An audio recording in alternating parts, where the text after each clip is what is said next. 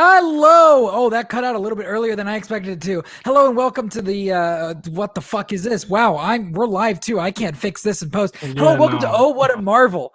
Wow, I was practicing it a little bit because I'm not used to doing it, right? I was practicing it a little bit on my way home from work. Still messed it up. Hello and welcome to Oh What a Marvel. The Falcon and the Winter Soldier edition. We are talking about the good piece of superhero media that came out this week. I am your host, Sean, and I'm joined, as always, by who hosted the host of the WandaVision aspect of the show, but this time he's riding as a co-host. Dean, hello, Dean. How you going? I'm doing better than you. Drew the short straw with the longer title there, and I was practicing my wing action. Your wing I'm action? really getting into that vibe there with the music, and then it cut out really suddenly, and then I was just a dude with armpits all of a sudden. But I'm glad to be here. Glad to be here. I didn't fly here, but I got here. No, I'm glad that you were able to join us and did not cover WandaVision with us, but we did watch WandaVision together. We did watch most of it together, yes. Yes. Tyler. Hello, Tyler. Hey, what's up? I needed another person on Falcon and Winter Soldier, and I was like, Tyler likes Marvel stuff. Let me hit him up. And I was watching WandaVision with people that wasn't us, Sean. Really? I know. I was watching it at 3 a.m. It was an experience. This is not WandaVision. This is a very different show. It is not. And this show, I actually had the thing that I needed pulled up, and then I closed it to pull up a different thing. This show is Falcon and Winter Soldier, and this is episode 1, titled New World Order, directed by Carrie Skogland, who I think probably directed the entire series. That was going to be my question. Yes, I think she did the whole series. Written by Malcolm Spellman. I know he did not write the whole thing. He created the show and was the head writer, but I do know that they did have a writer's room on this one, unlike WandaVision. Before we get into anything big, I do want to go around the table here, and I want to hear what you guys thought, or the metaphorical table, and hear what you guys thought about the episode. Starting with you, Dean. I know you just watched it, so you're coming off of it hot. Yeah, I about 10 minutes before we went live, I finished watching the episode. I didn't think I was going to finish the episode in time. It felt long. We were talking about the pre-show. Very moody. Obviously, the most 180 from WandaVision that you could possibly be. Yeah. This is like Guardians of the Galaxy for Winter Soldier. You know, it's that level of different, or Civil War. You know, they're really reaching for those vibes, those Civil War, Winter Soldier vibes. Not sure they quite reach them. For various reasons we'll get into as we go through. At least definitely as well as the WandaVision hit the sitcom stuff. This episode, I'm gonna have to keep comparing them. I mean, how can we not? Right? I told that Loki will be referencing both of these, and etc. But it was solid, really solid first episode. I don't know. I felt like the pacing was pretty weird. And some of the writing and some of the acting. Yeah, I think we had very different. I think we have very different views of this episode. Yeah. I'm excited to get into it a little bit. Tyler, I could be more specific, but yeah, go. Yeah, Tyler, what'd you think? This episode was not what I was expecting from the show initially, at least.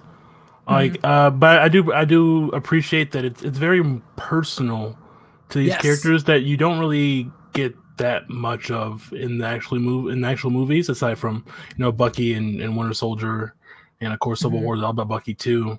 But you don't get nothing for Falcon. No, and it's really good to see him act here in all of his scenes. I like that they do that with the shows, that they're using it to build up these characters that don't get a lot over the course of more than just a movie.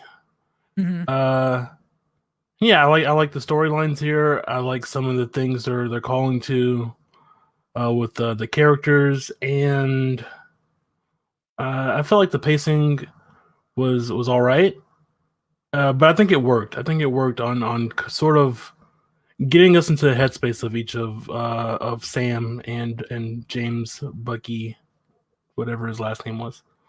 Barnes. Come Yeah, on. shit. Don't do James Buchanan Barnes like that, okay?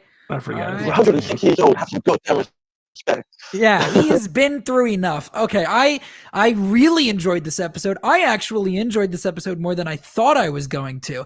I had an idea of what this show was going to be, and it was not what I thought it was going to be. I mean, we're gonna I'm not gonna do the whole, like, you know, Dean, you kind of took us through the episode beat by beat. This show's gonna be more of a free flowing discussion. I'm not gonna try and kind of recap the stuff, but I mean, I expected also, I'll say this, full spoilers. We're just gonna talk about it. Yeah. Whatever. We're not gonna hold back. For what there is of spoilers, really, which there's not really. There's one thing I think there's one thing you could spoil about this show, about this episode. Like the last thing, yeah.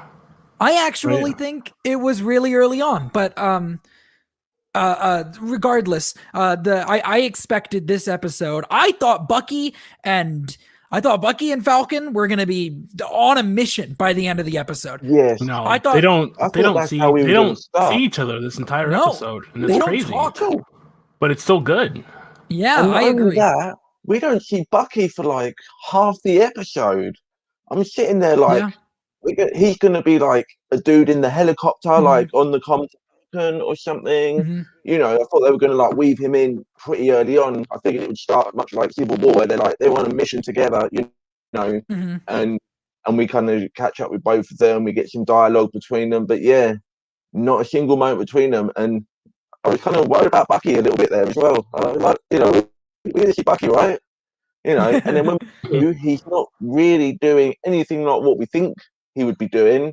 Well, he is and he isn't. Yeah. But we kind of more focus on the stuff that he's not usually doing, i.e., you know, eating and dating and all that good stuff. I loved the Bucky side of this episode. And I loved the Falcon part of this episode as well, the Sam part. What I really loved about this episode is we got into these characters' lives. Like you said, Tyler, it was a lot more personal than I was expecting.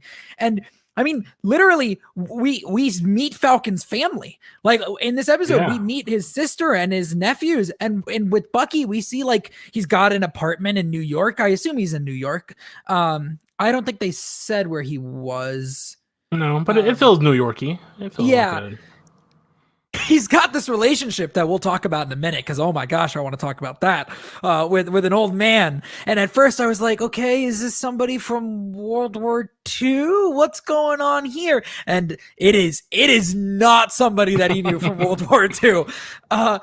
But I don't know, man. I dug it. I really, the Bucky stuff hit me really hard. The Sam stuff hit me really hard.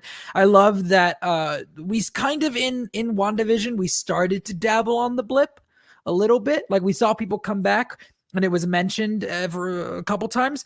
They talk about the blip a lot in this episode. Yeah, and I thought they were kind of moving. Kevin Feige kind of implied that they were going to be moving a bit away from that, but I guess you kind of need to. Both the main characters were blipped. I mean, Bucky's kind of, you know, his whole life is a bit of a blip as well.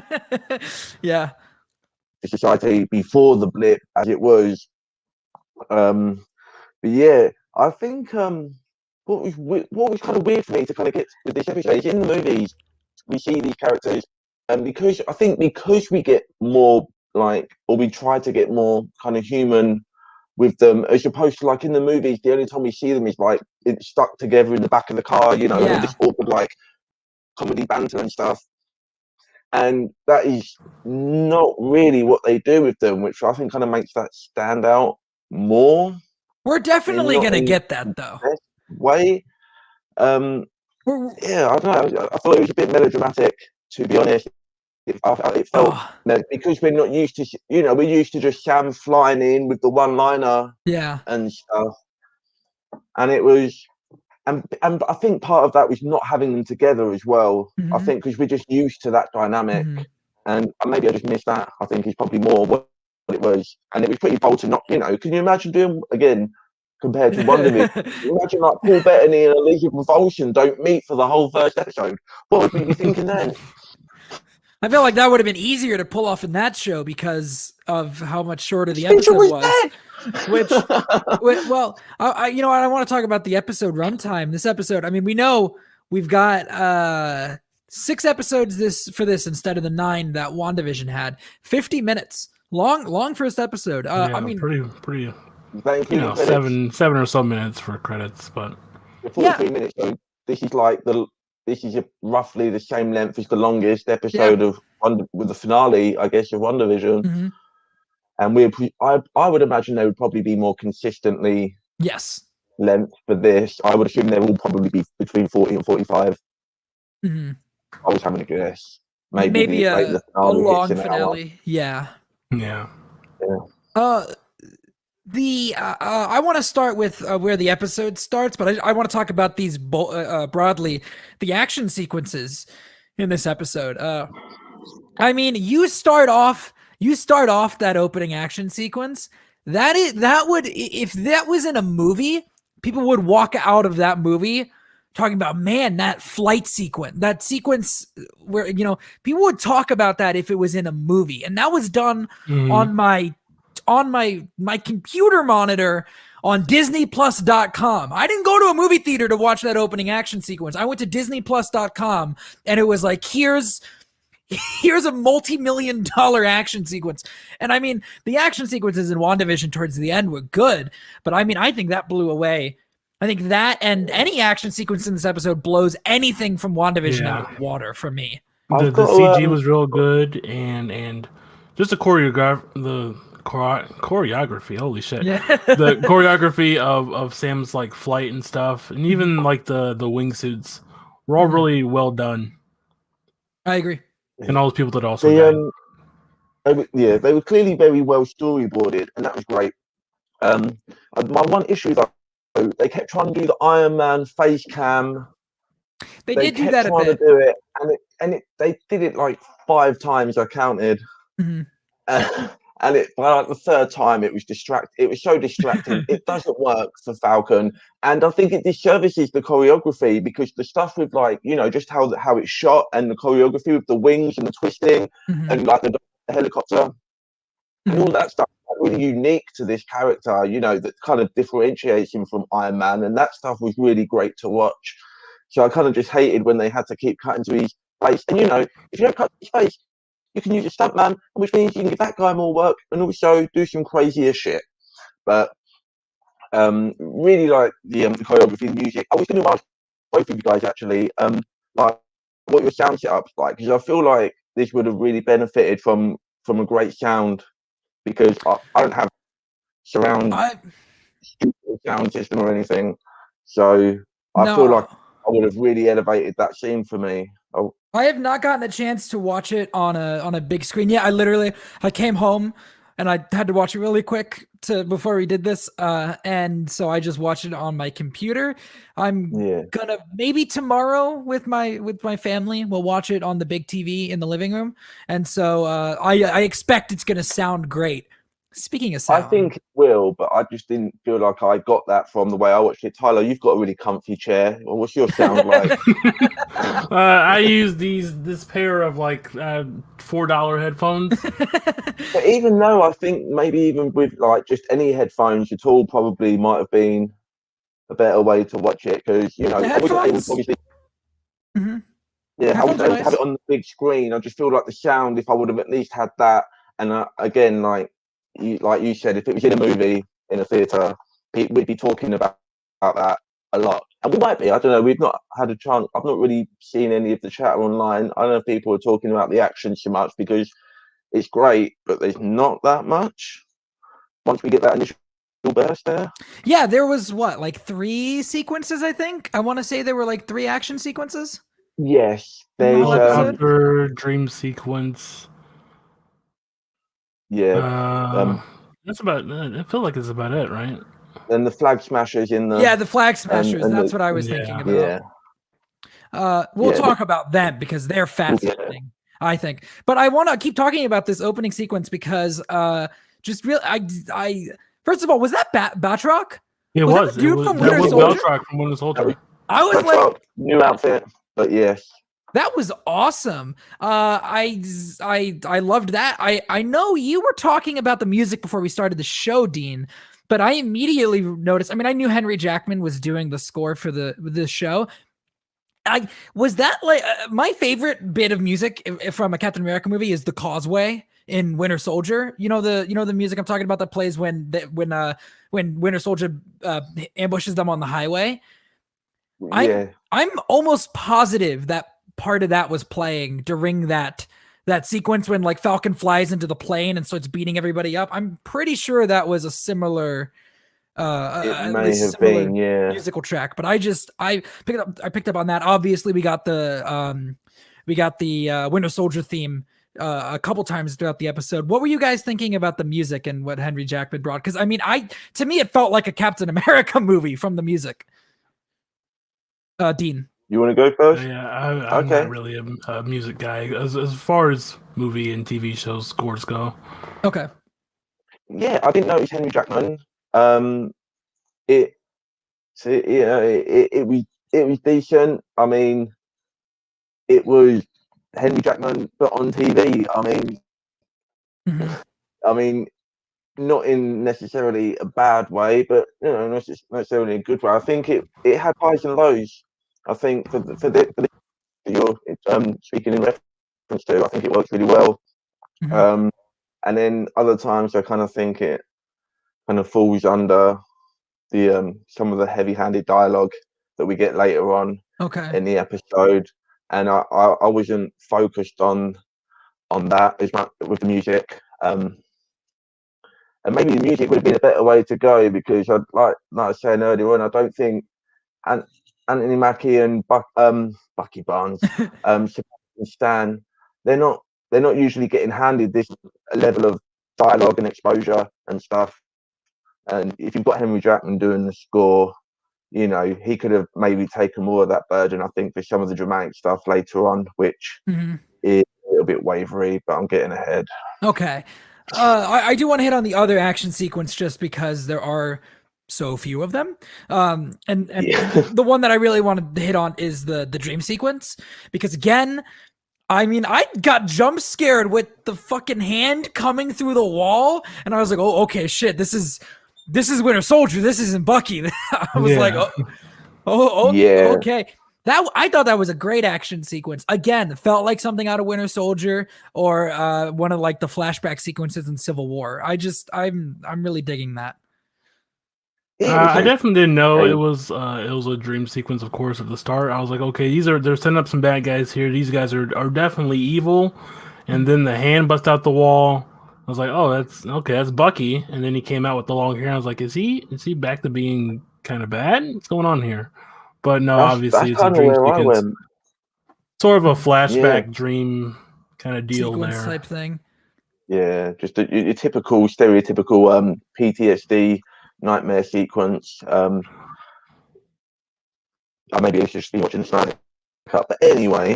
It ends with him killing that civilian, and then waking up on the floor in his living room, which is a callback to Winter Soldier with Sam and Cap's discussion about being back from duty and the bed's too soft. Yeah, that's a good point. I didn't even think about that. That's okay. We've kind of back on this Bucky action scene. I didn't pick up straight away that it was a flashback, because neither did I. Obviously I'm waiting this whole episode, or at least the first 15-20 minutes of this episode, and I'm thinking, when's Bucky going to show up? Like, is he going to be teamed? Because that's what I'm waiting for, is his voice to come on the thing. And then once we've established that that's not what he's doing, I'm thinking, shit, did somebody get Bucky back and they're using him for bad things, and now Falcon's going to have to come in and like save him, and then they're going to go off and do their stuff together. And it wasn't obvious to me from the get-go that that's what they were doing, until obviously then as soon as he woke up in bed sweating, I was like, oh, of course we're doing that thing. And that makes sense. But yeah, it took me a minute to get there. It wasn't apparent, and something like Winter Soldier or Civil War was just so good with the visual storytelling as much as like in the dialogue and everything else, that it's kind of why I said that this is like, you know, Civil War but for TV, you know. Mm-hmm. It's run and die at Civil War or Winter Soldier, as far as the tone goes. You know, it doesn't quite hit the same way. So, the action sequences out of the way, because that kind of felt like what the show was doing at some points. It felt like the show was like, here's your action sequence. We're going to do something else now. Yeah. I want to hit, I want to hit each of our protagonists. Because they don't really interact. I guess I want to hit one of them one at a time. So let's start with Bucky, because he had kind of less stuff in this episode. It was definitely less Bucky than Falcon. So I want to start with him. Yeah. Dean, what did you think of, like, we got this set up. Bucky he's in therapy. Well, it seems like he's in, you know, government mandated therapy. Sounds like he's kind of working his way down a list of people that he wants to. I love this stuff. I love this moment here, because we're obviously led to believe that he's just going around taking out all these people that he helped put into power as the Winter Soldier through like political killings and espionage and all that stuff. So we're assuming that he's telling the therapist that he's working through his stuff like a regular person, but then he's going out at night and he's doing soldier stuff against the Winter Soldier people. But then we find out that he's just like buying them lunch, you know, having heart to heart, you know, he's just being a nice guy and just letting them know, at least in the one case that we see, he's messing with the woman with the controls of the car and everything. And we're like, oh, okay, he's gonna take her grab out, them out and like find out who they're working for and work his way up the chain. And he's just like, no, I'm just here to remind you that you're a piece of shit. And it's okay. And it's like, hey, what does he say to them? He says his name, and he says, "I'm no longer the Winter Soldier." And he says something else afterwards, but he already called the cops at that point, I guess. And he like smiles. His smile is so cursed. It's kind of cursed. It's really awkward, but I thought it was. I don't know. I really liked that little bit.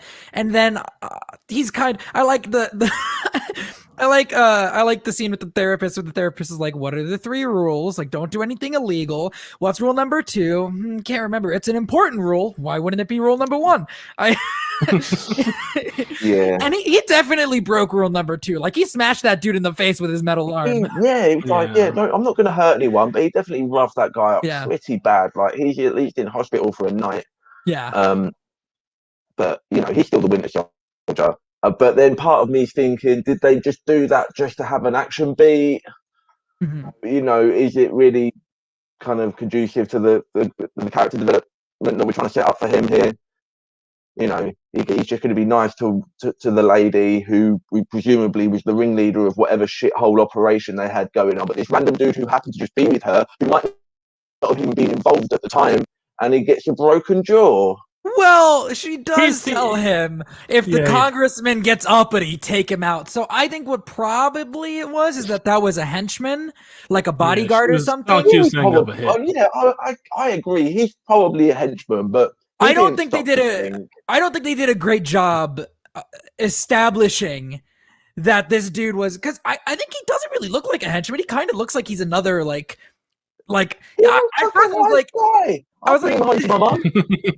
I was like, is this another congressman at first? I didn't really know, but I think what probably happened was it was a henchman, and she was like, if he talks, you kill him, and so he got a metal arm to the face. But that was a neat introduction, and it kind of gives you an idea of where Bucky's at. But I think, you know, most of Bucky's storyline very long.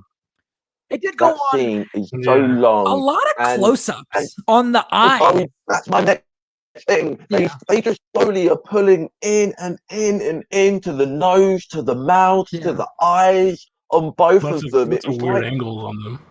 Very uncomfortable. It was like something from like The Room. But I think it works because he's really uncomfortable, right? He doesn't want to be there. I think it works. He doesn't want to talk to her. He doesn't want to like open up, because everyone he's sort of opened up to has been there to manipulate him and take advantage of him and what he can do. That's the Winter Soldier. And I feel like the dialogue and the acting carried it. I don't think they needed the excessive zoom in camera angles. I think know. I think you're probably right. It seemed a little like, oh, look at us. We're kind of, it seemed a little overindulgent, but I do think that they handled it well enough that it worked in that, because there are some comedy beats in that scene, but they don't, as far as I can remember, they never do it when it's pulled in on the person. Like they use these really extreme close-ups, but pretty much only when it's something kind of dramatic going on. I mean, because she's like, you're sad, you're alone and sad and pathetic, and he's like, well, you didn't have to. I mean, that's that's when they're doing the close-ups. They're not doing the close-ups when it's like, that should be rule number 1, So I do think that while it was kind of overindulgent and unnecessary, I think that they executed it well enough that it didn't bother me. But the rest of his storyline in this episode is, I think, what is more intriguing is we find out, in this flashback sequence where he killed this, he kills this guy who's, he's been contracted as the Winter Soldier to kill, and then somebody saw him kill this person, and he goes over, shoots that guy in the head, this younger man. And then we follow Bucky hanging out with this older gentleman. I can't remember what his name was. His first name was Yori.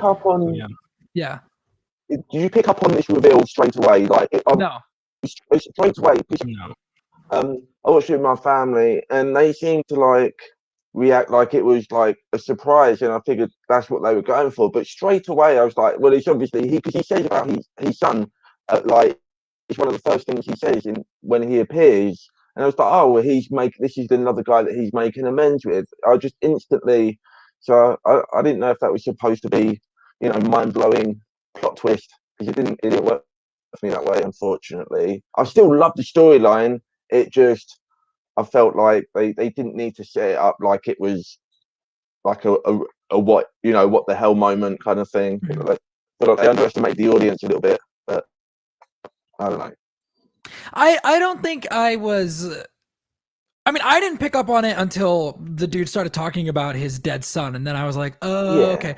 But I mean, I will say, he doesn't start talking about his dead son until, because he meets him in the alleyway first. A little while, but it is quick. There, I know. Yeah. But they still a fair while later on that they actually kind of make the reveal, and I thought it had been pretty obvious for a good 5-10 minutes at that point.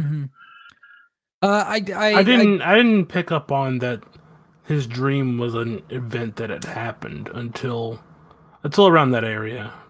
I thought that was just sort of like a vague kind of thing he usually went through. But once they were like, he was like, my son died, it's kind of weird. And the girl later was like, yeah, it's kind of weird how his son died. It's kind of weird, right? Dead son. Dead son. Well, they actually had a line that I really liked, talking about his dead son, and I wrote it down. Dead son. It's a real highlight of this episode for me. Is the dead son. Love dead children.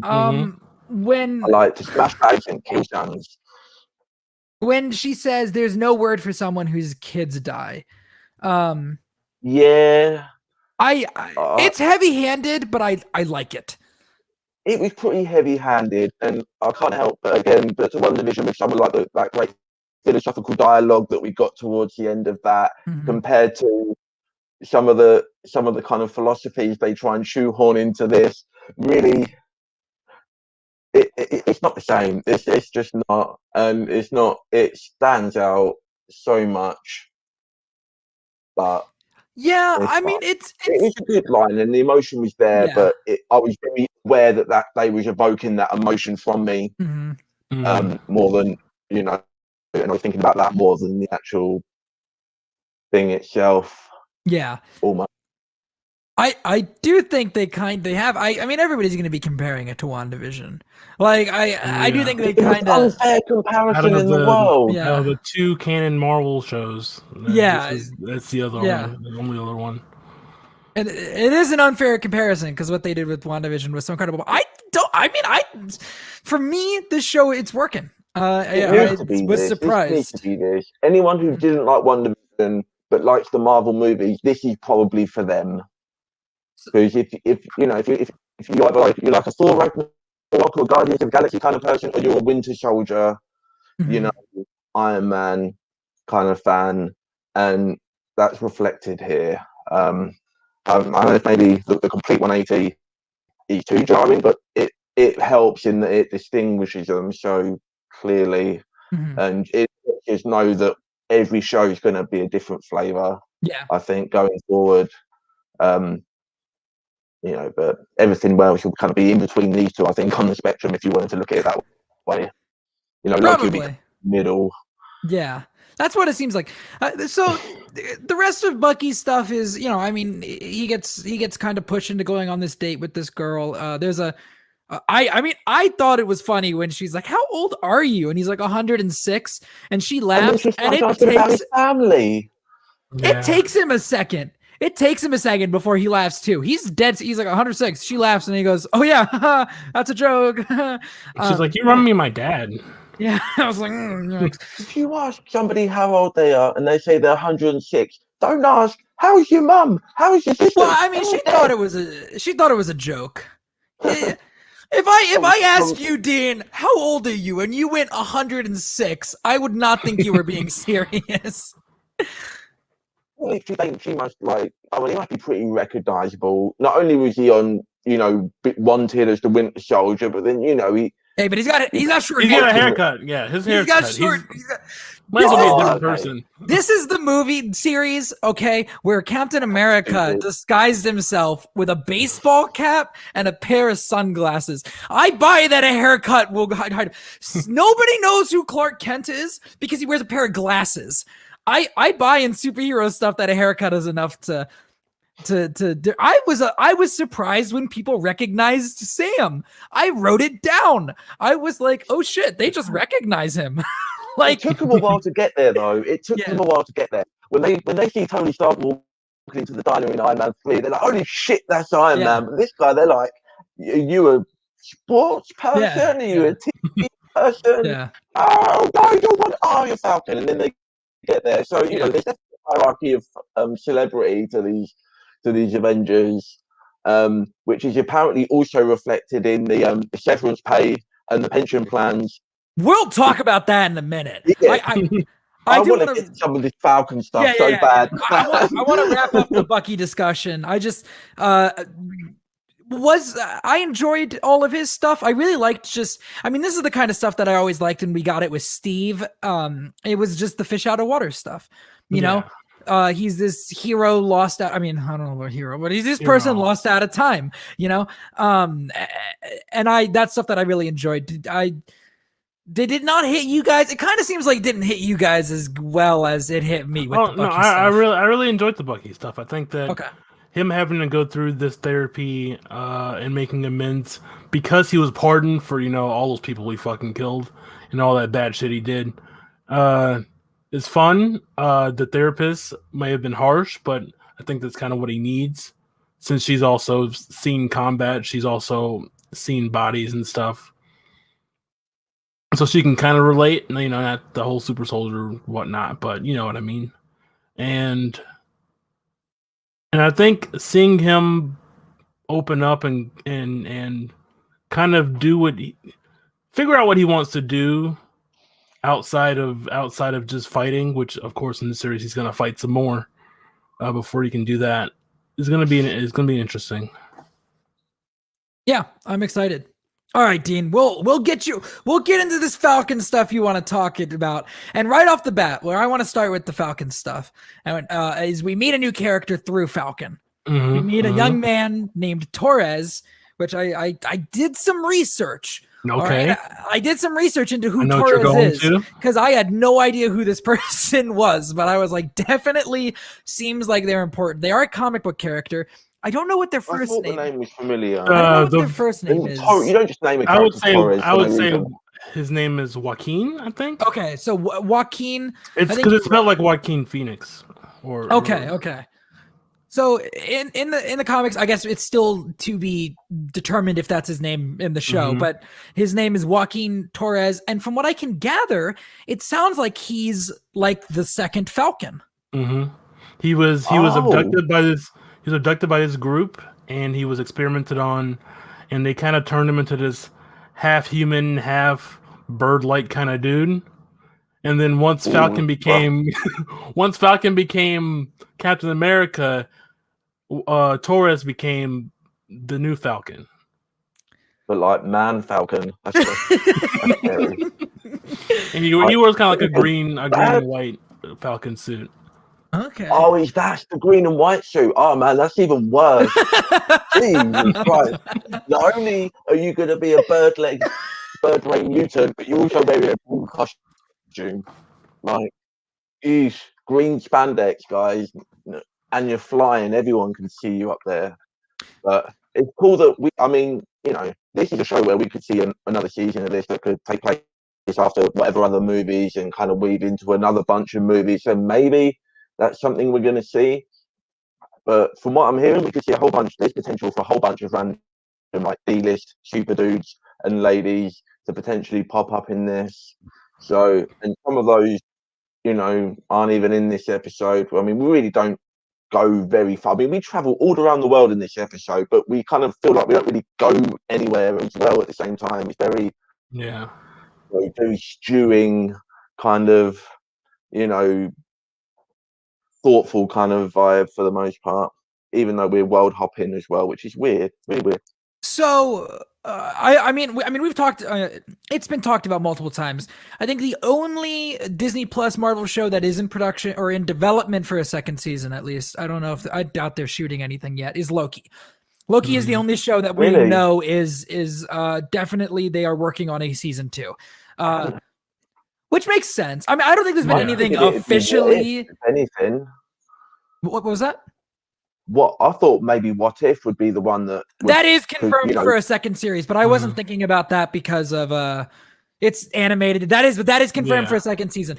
Loki isn't confirmed for a second season, but it has been reported that they are working on a second season. So that would make sense given that it's not really canonical Loki. He's not. It's happening.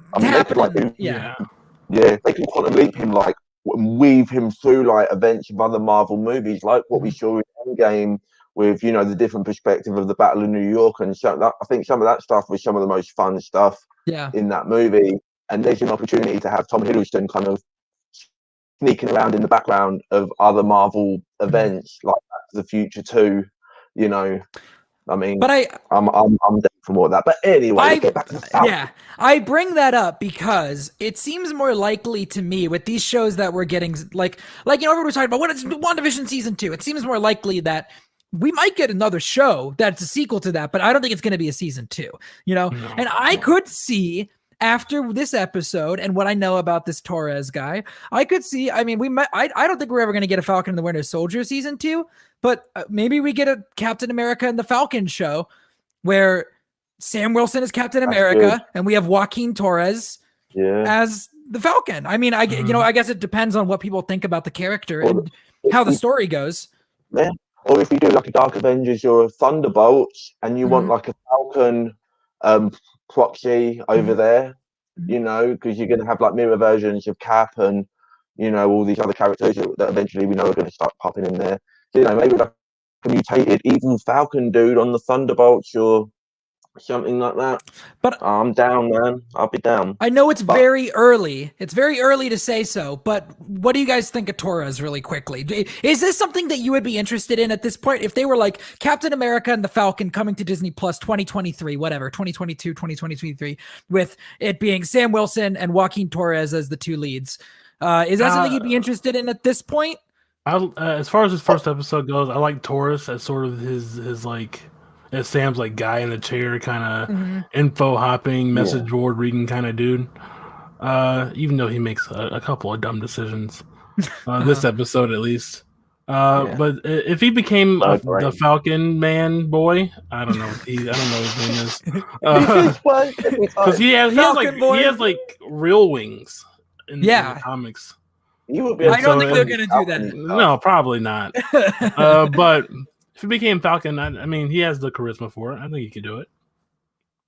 Yeah, he definitely stands out. I figured he might be somebody like from Steel from the comics. But I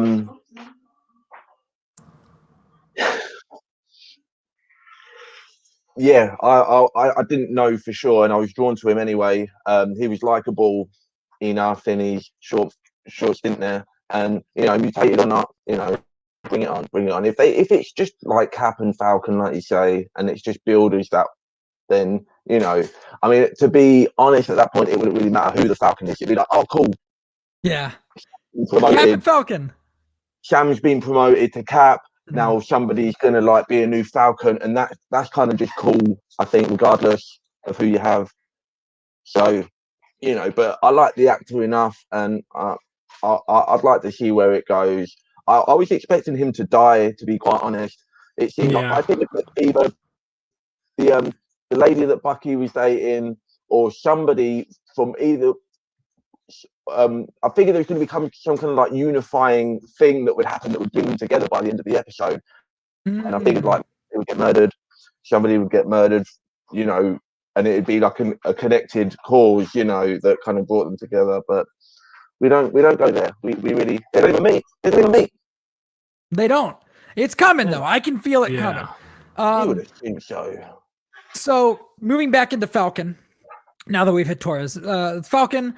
Obviously, there's a scene at the beginning with the helicopters and everything, and then we see him go and he gives up the shield. They're like, "You did the right thing, son. You gave it to us." And when I said I thought there was one thing in this episode that could be spoiled, when I said there was one thing, it is definitely Rhodey is in this episode. It's pretty wild. We knew Rhodey was going to be in the show. Don Cheadle had said that he was in the show. I didn't know he was in this. Don Cheadle had said that he was in it. I don't think that it had been officially said anywhere, but Don Cheadle had said in an interview, "I'm in the show." I didn't hear about that. But the camera just cuts to the audience, and I'm so focused on the dude on the left. At first, I'm looking at him, I'm like, okay, who's this? Is that fucking Rhodey? Because I totally thought Rhodey was going to be later in the season. In fact, that was my theory as to why they only gave the critics one episode of the show, is because I thought that episode 2 would have Rhodey and they didn't want to spoil that. No, he's just here. He's just standing there. And he talks to Falcon. Right. And he pops up again later. Yeah. It's one of the best scenes in this whole thing. My issue, though, is as soon as you put Rhodey in there, I want to see War Machine. Yeah. War Machine in this show, like, good night Falcon, I guess, because what's the point, really? So, it'd be bittersweet to presumably to have Rhodey and no War Machine. I mean, maybe he could show up in the finale and help out with some air. Hey, it's coming. It's coming, though. So, it's coming. Armor Wars. It's coming to Disney Plus. So, are they setting that up? Oh, I heard a great idea on a Facebook group today as well. We were talking again to go back to WandaVision about where would we possibly see White Vision again, and somebody said, "Well, what if White Vision is a key, like a MacGuffin almost of the Armor Wars season?" Possible. Like if there's somebody's trying to like come and do this technology, then that might be a perfect place for him to fit in. So I thought that was really cool. So maybe that could be another linking factor there. Maybe. At what point did they fix Rhodey's legs? After Civil War, so it's been it's been a while. I probably never noticed that he was walking again. Oh, he was walking in Infinity War. That's a good point. Yeah, they didn't address that. He was walking in Infinity War. He had assisted legs, but he was walking around like he had like braces, and it might be underneath his like clothes. We don't know. But anyways, I wanted to bring up that Rhodey's in the episode because I freaked out when I saw him. Yeah, that was a highlight for me for sure. But Sam, the guy next to him was important. Yes, that guy is important. We'll talk about the ending in a minute. But Sam's whole story in this episode is just hanging out with the family. Like he goes to Louisiana where his sister lives there's this boat there, his dad's boat, I guess. And I mean, what did you guys think about his parents ran like a shrimping kind of thing? Yeah. In Louisiana, where Anthony Mackie is from Louisiana. And so they're trying to keep that afloat, especially during the blip when Falcon was gone. Mm-hmm. And she wants to sell that in the house to kind of keep herself steady, but Falcon is wants to hold on to the legacy of his family that's there. But his relationship with his sister feels very natural too. Yes, their vibe is good. I don't think the writing is great, but I think they work naturally well together. And the other thing that I'm having a hard time with is that Stark and Banner and the Avengers, I mean, Doctor Strange could magic him up a fucking couple of $100,000. Like, come on. You're just going to leave him out to die in the cold? Like, really? Like, you wouldn't have, like, savings accounts for these people that build up interest over 5 years in the blip. So you've got even more. And they go into this stuff. They touch on this stuff. They could have addressed this because they go to the bank and they're I think there's an answer. I think there's an answer. I don't think they gave it because they if there's not an answer to that question, that is the weirdest scene in any Marvel thing they've ever released. No financial history for 5 years because you were blipped, so you can't get a loan. Well, yeah, and they one, it's a really good bit of writing because that does make sense. But two, come on now, he's an Avenger. And come on, he helps save the world, and you can't give him a loan. They get by on goodwill. Weird. He's an Avenger. It's fascinating because there's some stuff that I really hope this show gets into it. But I mean, obviously, we haven't talked about the villains, maybe of the. Well, I think we were kind of questioning if they were villains in the trailers. It sounds like they're villains. I love the philosophy of the Flag Smashers, by the way, and they talk about this with the Falcon, where they say they loved it during the blip, because there was no countries, everyone was just united. Which is that doesn't even sound like a terrorist ideal. That sounds right. Yeah, that's great. And even there's another scene separate from that where Falcon's kind of talking and like they kind of basically say the same philosophy but in like a different way. But I think it's in the conversation with the Chiefs, and they kind of touch on the same thing where it's like, like there were perks to things being that way, and they're radicalist because they want to put us back to that. But but what would happen? We would all learn all these valuable lessons over the 5 years. Everyone would learn the error of their ways, and as soon as things go back to normal, all the countries start being pricks to each other again. So, but it did get under my skin. Not gonna lie. Disney really loves casting Aaron Kellyman in the role of like rebels that are maybe they've got some decent ideals. Tyler, she was a character in Solo that seems very, very similar to this character she's playing here. But I mean, I really enjoyed Sam's stuff with his sister. I really enjoyed that bank scene. They kind of delve on it. Because I enjoyed the bank scene because it set up that apparently there's been some changes since with the people that came back, and I want to know more about that. They can't leave that. They can't just bring that up and then never touch on it. But it seems like it almost gets the vibe that society treats the people that came back differently. Yes, which is weird because it's not like they could control that. No, right? No, because I will say this, Tyler. I 100% believe that if this happened, there would definitely be a group of people that would be like, that was an act of God, and the fact that they came back was bad. Like, there would definitely be people out there. That sounds something that's real. Right? There's the line where Falcon's in the bank and he says like, oh yeah, these things do happen, but it always seems to be us that get squeezed or something like that. My sister. And then, so when he first said, oh, it's us that always, get it tight, I think things tighten on or something like that. I was like, what is he referring to? Is he referring to just like him and his sister? Is he referring like to a race thing? I think it was a race thing. Us people who are blipped that are now being marginalized. It was his sister that said it. So I definitely think it was her talking about the racial situation in America, which is definitely an underlying kind of thing around Bucky, not Bucky, but Falcon. This whole plot line here. Let's be honest, the way I feel like the way he sees it is America ready for a black Captain America? I don't know. I don't think. Bucky getting marginalized too. It's not easy to be 106-year-old white man. Yeah. So 105, 105 is got his own believable, but troubles. 106, 106 is crossing the line. I mean, the scene at the end where Sam is sitting there watching the TV as this dude goes, "We need somebody that represents America," and they bring out a white dude to be Captain America. Like fucking Steve Rogers. He's not surprised. He's not. He was like, deep down, he knew exactly that was going to happen. He as soon as it happened, he was like, "Yeah, that's what they were going to do. Of course it is." Was there any doubt in his mind that they were going to leave that shield in the museum?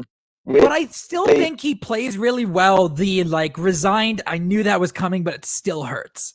Yeah, because I mean, even though he didn't feel like he deserved the shield. That doesn't mean this guy does. Yeah, no. The government was definitely ready to take it over. They're like, "Yep, give it." Yep. Yeah, you did don't want the it, right sure. thing. You did the right thing. He says that Cap said that I was worthy of the shield. He's going to give me the shield, but then he's going to say, "But that's not the right decision." So is he questioning Cap's judgment? So then maybe he doesn't respect Cap that much after all, huh? I think that's a bit of a stretch. I just think if Cap says that you can have the shield, that's got to mean something. I think he probably has imposter syndrome. Of course. But it's not like he's just some schmuck. No. He was there in multiple of these battles. He's obviously the heir apparent. I think it's coming. From Bucky seconded, and he just still, I don't know. I feel like he gives it up too easily. I thought there was going to be some more of like an inciting incident that I can see that him from wanting to take the mantle on. Like they didn't even explicitly offer it to him. We don't even see that conversation. We just see the press conference, and he's like, "I'm not doing it." We don't even get. I would have liked a scene where they kind of bring him into an office and maybe run him through what they kind of would expect of him to do for them as Captain America, and maybe that is something that he doesn't like, the way that they want him to be and the angle that they were gonna, I would have liked a little bit more, because I think just him just like, no, I'm not, it's not me, it's not for me. It's just so lame. It's pretty lame. I think they're going to touch on the fact of course, they could dive deeper into this. I'm sure they're going to. Yeah, and we've got 5 hours of the show left. I think that we are going to. I think a specific thing we're going to touch on, because it's brought up way too much for us not to, is everybody keeps going, "Thanks for saving us. Thanks for saving us." Falcon didn't save them. Falcon was gone. Falcon was he didn't go on the time heist.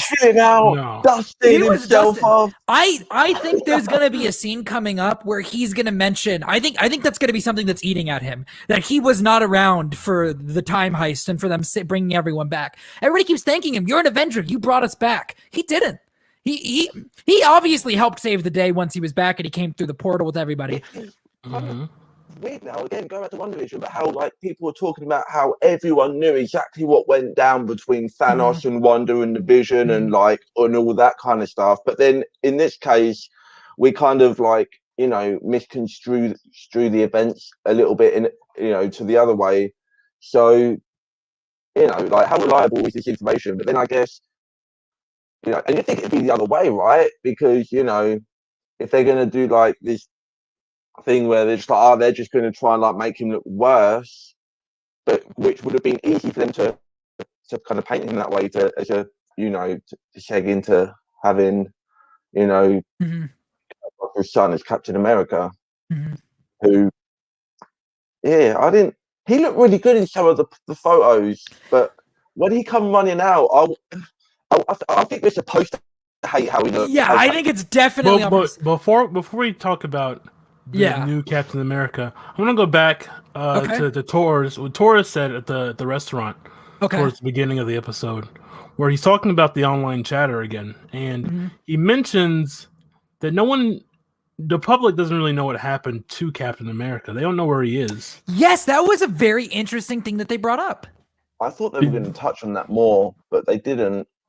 They don't know that he's old and probably dead. Yeah, maybe he's somewhere, but they think the fact that they think he's on the moon in a moon base watching over them. Which I kind of took that as the Umbrella Academy reference. Just my own head. Yeah, that's my head. Yeah, in the Boy Scout to go live on the moon. They do. The Earth. That's pretty good. I like that. So for my own enjoyment. I like that. But yeah, it's great because we were assuming that they would have painted the picture right that he like died in battle or something. They would have really they're not going to say, oh, he went and creeped into the past and stayed with an old lady, like some freaky time traveling voyeur, and use the knowledge of future events to help woo a senile, Alzheimer's ridden old lady and get her into bed. She wasn't that old when he went back in time. She was in distress. She was vulnerable, and he went back in there, and that's not the story. She was vulnerable because he died. What do you mean? I just wonder what that story is. I'd really like to see what the public actually think happened to Steve. I hope we get more of that. I hope we get more because when we see the opening sort of memorial in Far From Home, he's there. Cap's there, right? Yeah. Like he's dead, right? I'm sorry, I'm thinking about that opening at Far From Home now. And that's 8 months they after. Have the montage plans. I guess they kind of picked it like Cap died in the battle, right? The battle in the endgame battle. I'm sorry, I'm watching the whole thing in my head again. And this is I don't know if I feel like it was said this is like 6 months after the blip. Something like that. It's after WandaVision. Yeah, after WandaVision. Still somehow before Far From Home. Going back to Falcon, he's on some big mission at the beginning of this episode. Is he just doing that for goodwill as well? I think he's probably he's with the Air Force. He re-enlisted in the Air Force. Yeah, and perks. I mean, I'm sure he's getting paid now. Like a grunt. Yeah. He's like a high level. He's got to be getting maybe not captain, but what's the level like? He's Captain Falcon. Wait a second, that's something else.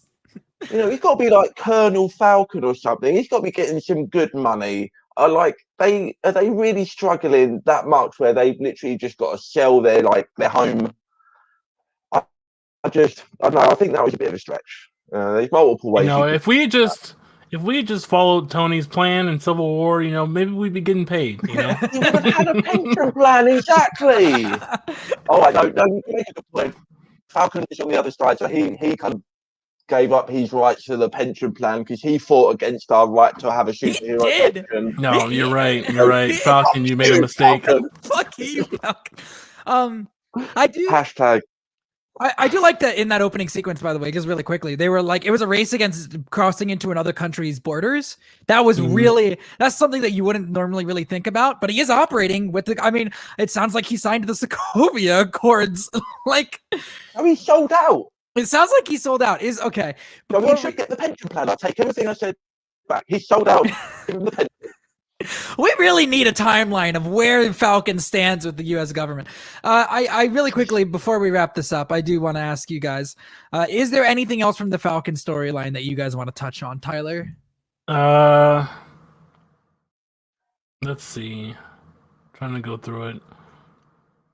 I just like that scene at the bank was really good. The banker sort of realizing who Falcon was, which I guess Falcon's not like the biggest player in the Avengers. No, protecting their loan and then asking for selfies. He was a bit too cartoony for me. I think that's kind of a reflection on the relationship between fans and and celebrity. I think that's commentary on celebrityism or whatever. Where he's like he doesn't treat Sam as a person.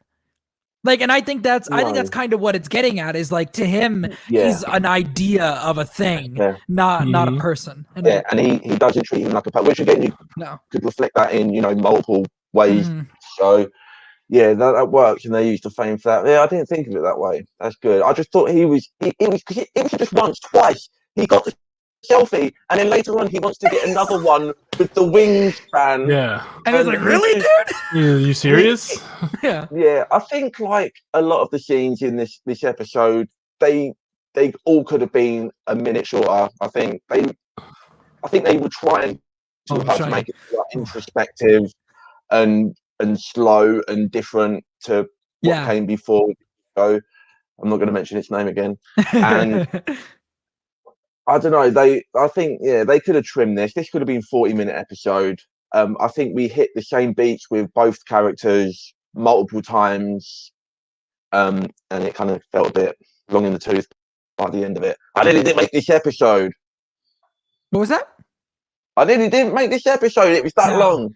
Yeah. Then he took me out, guys, and then there would be no review. And that would have been bad. There any point of having the episode? I mean, not really. There's no point in making the show if we're not here to review it. Why would you even do it? Getting it reviewed, don't fucking make it. Just don't bother. All right. Like, if the show releases and it doesn't get reviewed, does it even exist? That's what I'm going to say. Who knows? It's like tree falls in a forest. And lastly, Taurus pulling his gun on the superpowered dude. They are superpowered. Tyler, you're exactly like watching him like kick a dude across the street and like body everyone, and Taurus was like, "I'm just gonna pull my gun on him." Yeah, and didn't get destroyed. I thought he died in that scene. I thought after the face stomp, I thought he was dead. I thought he was gone. I think it's Falcon doing. I think it's because I just watched the Snyder cut, but whenever I see something like that happen, I'm like, that dude's dead, right? Like, because that happened a lot in the Snyder cut where, like, somebody dies from a realistic... Exploding Atlantean. Yeah. So I was like, man, that kick would kill him, but this isn't Zack Snyder. We're not killing people with kicks. Also, Falcon definitely murdered those people at the start. Yes, there's a lot of dead at the start. They blew up helicopters. Those guys are dead. No, they were unmanned.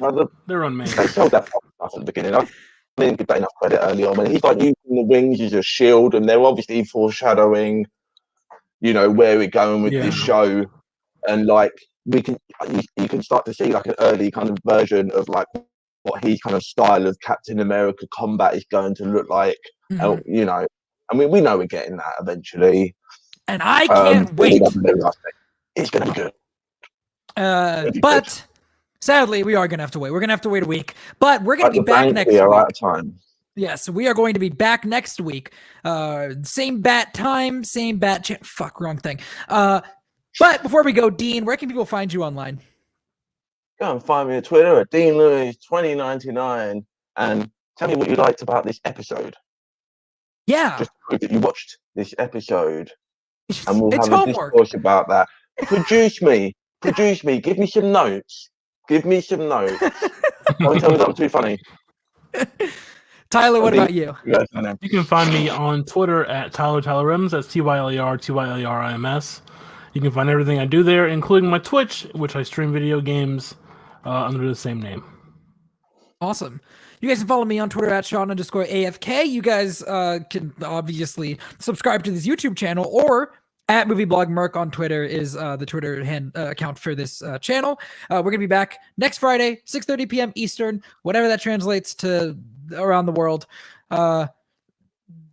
You can find that out. I'm sorry, I don't have that information for you. But we will be back next week. No, just list every time zone. we will be back. We'll be back next week for episode 2 of The Falcon and Winter Soldier. Can't even see our faces. Just a list of time zones the whole episode.